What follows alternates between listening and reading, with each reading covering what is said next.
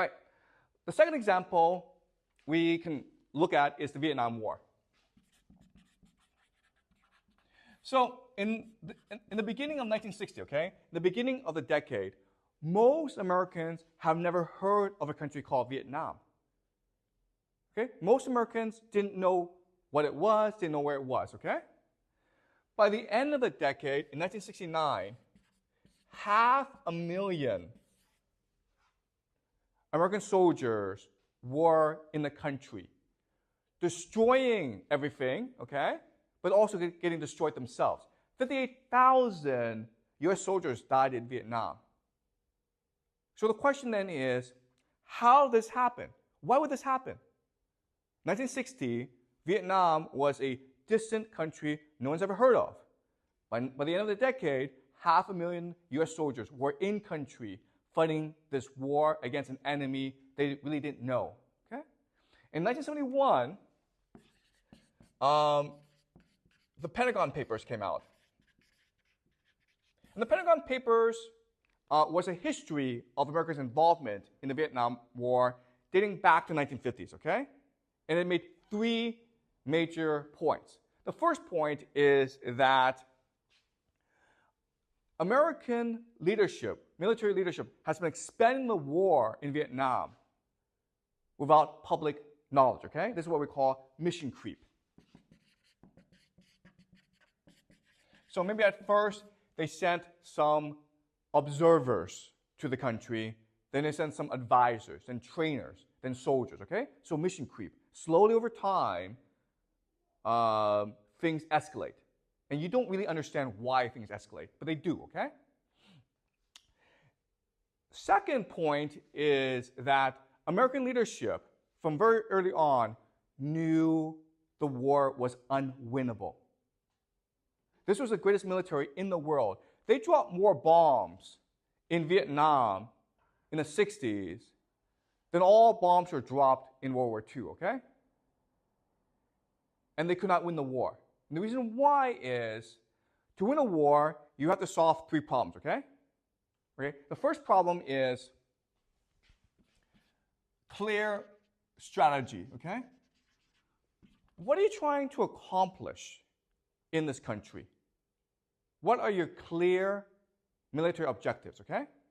Second is, you must adapt to the battlefield, okay? Because all your best plans will change over the course of the battle, okay? So the adversary that is most willing to adapt to the battlefield will win, okay? And the third thing is the will to fight. So if you want to look at a war and who's most likely to win the war, you ask these three questions. One, does this guy have clear military objectives that everyone understands? Because that will determine strategy, okay? Second is this guy adapting to the battlefield? And the third is this guy, does this guy still have the will to fight? If the answer is yes to all three questions, then the person will most likely win the war. Okay, and if you look at the Vietnam War, even though America was killing a lot of people, it killed 3 million Vietnamese during the course of the war. It was not destroying the enemy's will to fight. In fact, it was making them angrier. And therefore, more people were willing to fight the Americans. Okay? So very early on, the American political leadership knew the war could not be won. So then the question then is, why did America stay in the war? And the answer is credibility. Okay? Credibility just means they didn't want to lose face. They didn't want to be laughed at by the Chinese and by the Soviets and by the Europeans, okay? But there's actually another way to understand credibility, and it's what we call the sunk cost fallacy. Okay? Have you guys heard of the sunk cost fallacy? And the idea is never ever go into a casino. The reason why is that when you go into a casino and you start losing money, at some point you cannot leave the casino. Why not? You feel like you've lost so much, so now you have to make it Exactly. You want to reclaim the money you've lost, okay? You've invested so much that you cannot leave. You have to get that money back. And that's the problem with war. Eventually, you've invested so much, you cannot leave the war. And that's what happened in Vietnam. America invested so much, it didn't want to leave the war because it did not want to admit that all this has been lost. Okay? It's what we call the sunk cost fallacy. And that's why, even though America could not win the war, it still wanted to fight the war. Okay? Does that make sense? Okay? So the Vietnam War is another example, okay, that is similar to this, where America invests enough soldiers that it refuses to leave the war and admit defeat, okay? Does that make sense, guys? All right. Now, let's look at one more example. And this is the most recent example, and it's the Russian-Ukraine war. Now, as you know, in February 2022, Putin ordered a special military operation against Ukraine, okay? And this is Ukraine. And Russia attacked from three axes, okay? The north to take Kiev, the capital. You have the east to take Donetsk. And then you have the south from Crimea to take the south, okay? And as we know, the north failed, okay? The north attack failed and the Russians had to turn back. But the east and the south were successful, okay? Now, let's think about this. You have an extremely powerful military attacking your country, the Ukraine. If you were the Ukrainian president, if you were the Ukrainian military, there's really only one way you can fight this war and win. And what is it? Using traditional military doctrine. How must you fight this war? You guys know?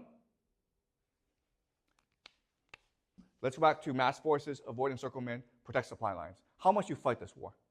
There's only one way you can fight this war. Excuse me? How do you disrupt supply lines? There's only one way you can fight this war and win. And what is it? The enemy is attacking you, right? So what must you do?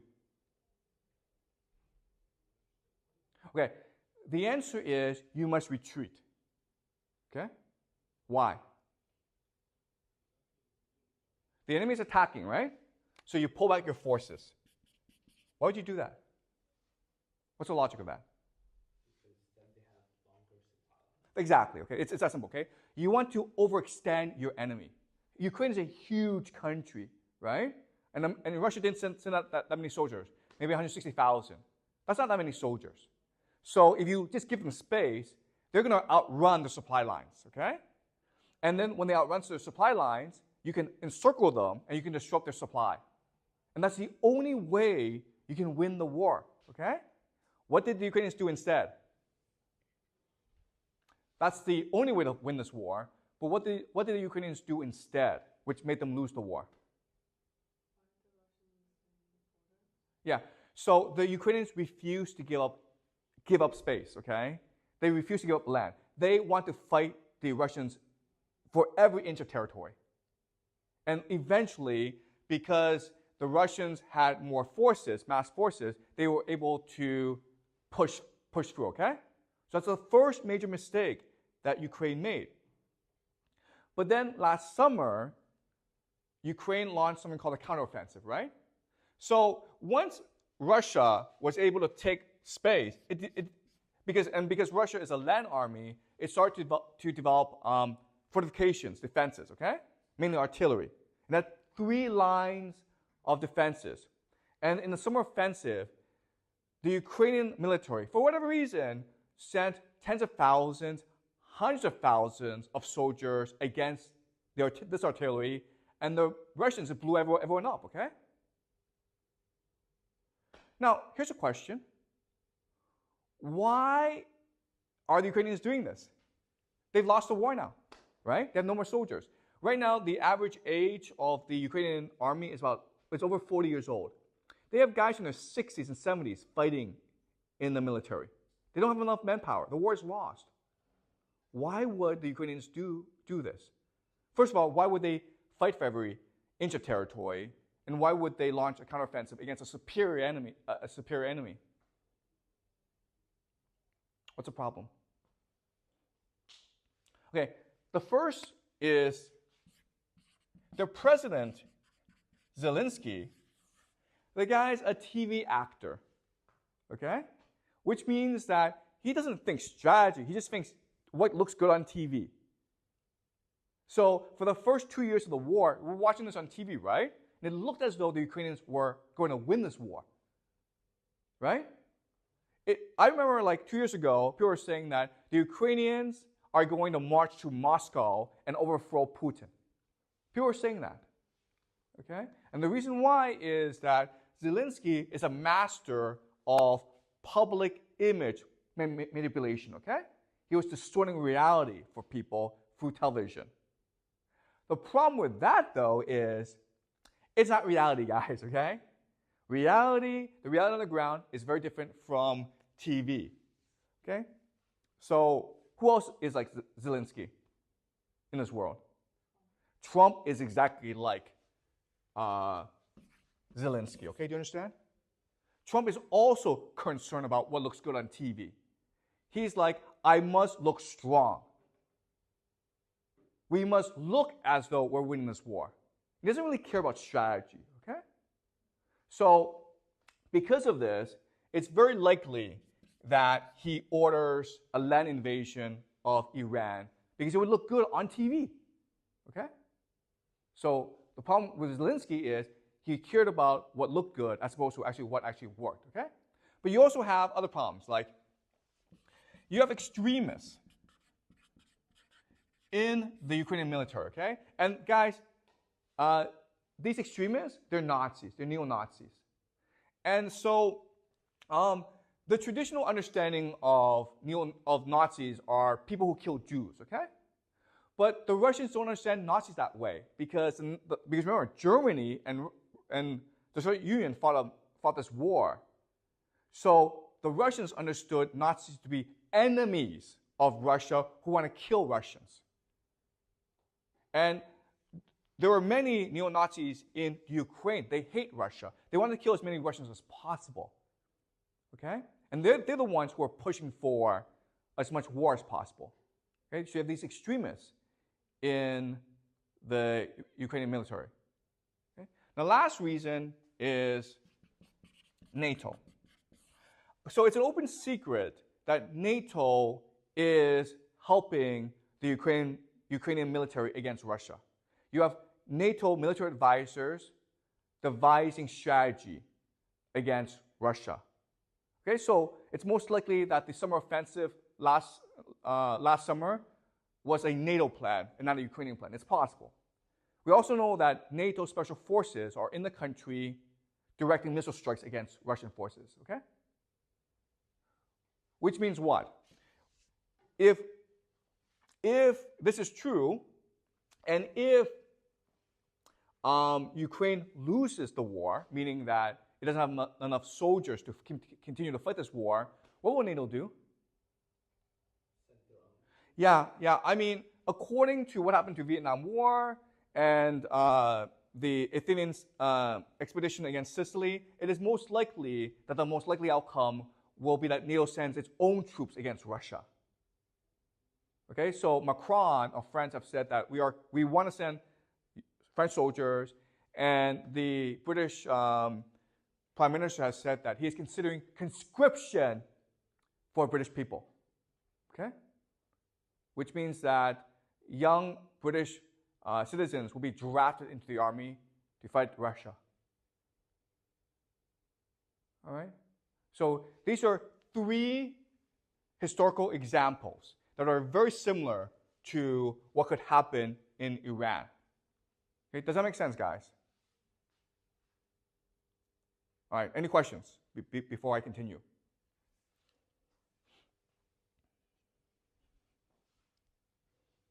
All right, is this clear so far? All right, now let's use another mode of analysis called game theory analysis, okay? And this is what I've been teaching you this semester. And the idea is that society, what happens in the real world, is a game among human beings. Okay, and each person is trying to play this game as to optimize the outcome for that person. Okay, so the question then is, why would the United States send 100,000 troops into Iran? So let's look at the individual motivations of the individual players, okay? So you have the United States. What does the United States want to do? What does it want to do? By doing what? And accomplishing what? It wants to topple the regime in Tehran, right? And you can only do that through a ground invasion, okay? So the United States is trying to topple Iran. But then you also have other actors, okay? So Iran. What does Iran want to do? What does Iran want to do? Or basically the Revolutionary Guard Corps. What do they want to do? Should we? They want to kill as many Americans as possible, okay? Do you understand? They want to force an American land invasion, okay? So Iran wants to force a U.S. invasion, knowing that if the U.S. invades, it has to lose the war, okay? It will lose the war because the Revolutionary Guard can just send suicide bombers against the United States, okay? Now let's look at Israel. Okay? We know that the United States wants to topple Iran. We know that Iran wants to force a U.S. invasion to defeat the Americans, to humiliate the Americans, and exact revenge for what happened in the past. Okay? What does Israel want to do? What is Israel's optimal outcome? Do you guys know?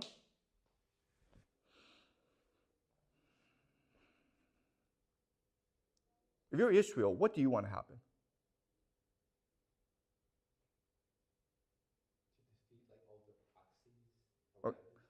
Okay, so you want Iran defeated, okay? And then what do you want to happen? You want Iran defeated, you want the proxies defeated, and then what do you want to happen?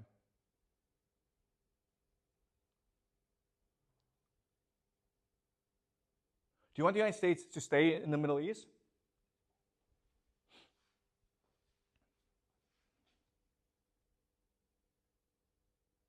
What happens if the United States and Iran both lose the war?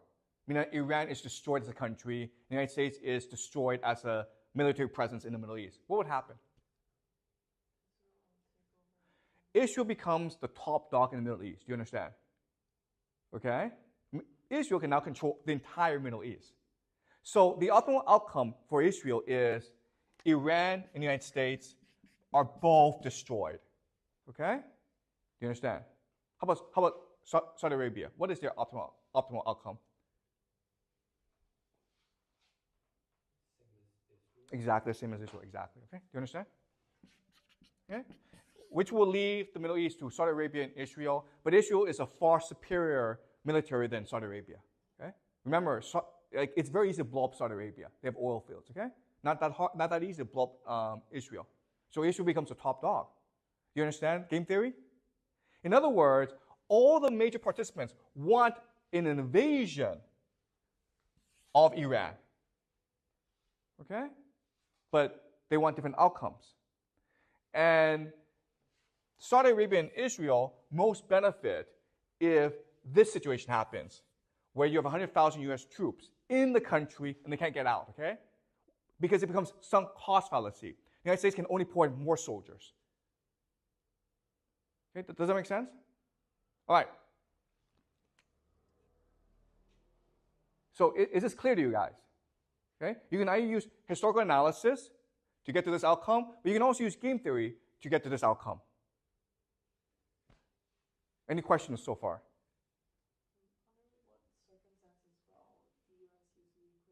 Okay, great, okay. So Celine asked the most pivotal question, okay? The United States has nuclear weapons, which is its ultimate trump card, right? So what Trump can say to Tehran is like, I have 100,000 troops in country. You have to let them go, or I will nuke you. Okay? Do you understand? Trump can say that. Listen, I'm Trump. I'm Donald Trump. I need to look strong. I have 100,000 troops in the country. I can't get them out of the country. So he says to Tehran, you either let them go, okay? You either guarantee him safe passage out of the country, or I will nuke you. Right? So that's what will happen. That is what Donald Trump will do. Once the situation arises, the only way for Donald Trump to save face is to threaten Tehran and says, you either let my guys go, or I will nuke the entire country. Right? So, how does Tehran get out of this situation? How do the Iranians protect themselves against this possibility? Because you're absolutely right. This is exactly what will happen if this situation will arise. Trump will respond with nuclear weapons, or the threat of nuclear weapons. So what must the Iranians do to protect themselves against this possibility? Who can help the Iranians now? Russia. Okay, do you understand? So before this war happens, Iran and Russia must come to an agreement where Putin says from the onset, no one is allowed to use nuclear weapons. Okay? If Iran uses nuclear weapons, I will nuke Iran. If the United States uses nuclear weapons, I will nuke the United States. If Israel uses nuclear weapons, I will nuke Israel. Okay? If Putin says that, how will the world react? If Putin says this, you are not allowed to use nuclear weapons, how will the world react? He's a hero, right? He saved humanity. But because he says this, the United States is now trapped. Okay? You understand? And so this becomes a black hole for the United States, where they can only send in more troops. They can't get any troops out. They can only send in more troops. What's the problem with this? What's the problem with sending in more troops? No, there's actually a huge problem with this idea of sending in more troops. What is it? Okay, you can't, no one wants to go fight, you understand? The military cannot recruit soldiers. All right? But even if you did have enough troops, as Jack says, you can't resupply them. Why? Why can't you actually resupply your army? Why not?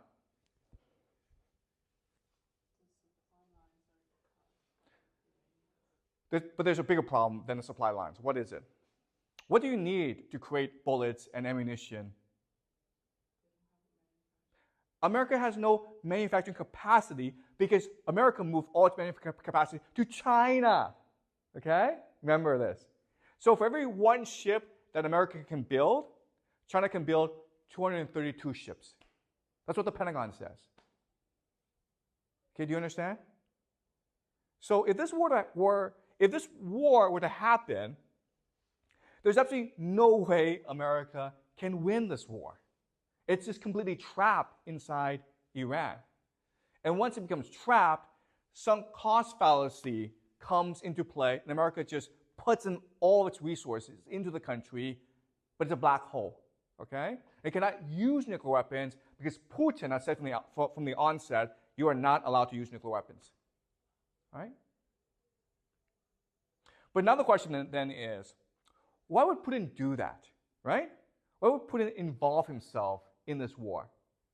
And that's what we'll discuss next class. All right? How Putin sees this war and how Putin will react in this war. Okay? But before we end, are there any questions about any of this? Does this make sense to you guys? Is this clear? Any questions? Is it possible for the United States to invade Iran to Iraq? Have they sent an army to? Oh, that's a great question. Yeah. So the problem with Iraq is that Iraq is an independent country. Do you understand? There are 10,000 American soldiers in Iraq. So you would need their permission. Even if you had their permission, there's a problem here because there are lots of Shia militiamen in Iraq who are loyal to Iran. okay? And they would see the American invasion force as something, as an opportunity to attack the Americans, okay? Because there's still anger about the Americans for what happened in Iraq. But even if they could have a staging area in Iraq, they still have to deal with mountains, okay? Do you understand? All right? I mean, the problem is you have 100,000 troops in the country. You have to get out of the country, okay? And it's very hard to get them out of the country. If you go through the mountains, you're gonna get an ambush in the mountains. If you go through the air, those drones are gonna strike you down. That's the issue, okay? All right? Does that make sense? Okay. Any more questions? Okay, great. So on Friday we'll talk about Putin, okay?